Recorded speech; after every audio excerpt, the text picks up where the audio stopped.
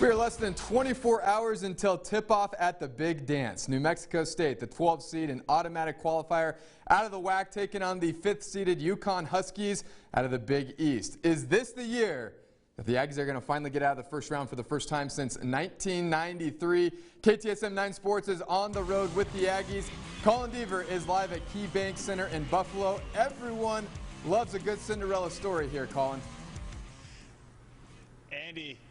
Andy, that's exactly right. New Mexico State, the 12 seed, UConn, the 5 seed. The Aggies looking for what would be their first official NCAA tournament win since 1970 when they made the Final Four. Aggie fans, of course, know that they made the Sweet 16 in '92, then beat Nebraska in 1993, but those wins were vacated due to NCAA violations. If the Aggies are going to get it done tomorrow, they'll have to rebound the ball very well. They'll have to limit their turnovers, but first and foremost, Teddy Buckets, Teddy Allen, might have to go off for the Aggies to get this done. Of course, we know him very well in Las Cruces and El Paso. He's the WAC player of the year, averaging almost 20 points per game. When he is on, there's no doubt about it. He's one of the best players in the entire country. Averaged 17 points a game in the Big Ten last year. He's dropped 41 points this year, 33, couple more 30-point games. Simply put, I'm going to just say what Dan Hurley said. The dude's a bucket. Teddy Buckets, that's what they call him in Las Cruces, and he was the star of the show in more ways than one at Media Day this afternoon.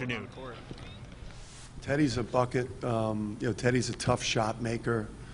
Teddy plays with a lot of pop and a lot of personality and intensity. He's definitely a bucket. I've known him since high school. I was on the circuit.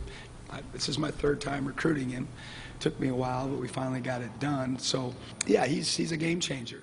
He just blowing that pregame smoke. You know how that goes. I ain't listening to that. Dan Hurley's the best coach ever. But he just wasn't on the court. Yeah, Teddy Allen, Chris Jans, and Dan Hurley having a little bit of fun in the press conference. That's what this is all about. It is March Madness. It is supposed to be fun, even though the season will be on the line for both New Mexico State and the UConn Huskies tomorrow. And Andy, we always talk about it during March Madness. Whenever a lower seed makes a run, makes an upset, frequently there is a player on one of those teams that is the biggest reason why. You look at Davidson, it was Steph Curry in 2008, 2010, Northern Iowa. Ali Farouk-Manesh hits that big shot to beat Kansas. Perhaps Teddy Allen will be that player for New Mexico State tomorrow, 4:50 p.m. Mountain Time tip-off in Buffalo. Andy.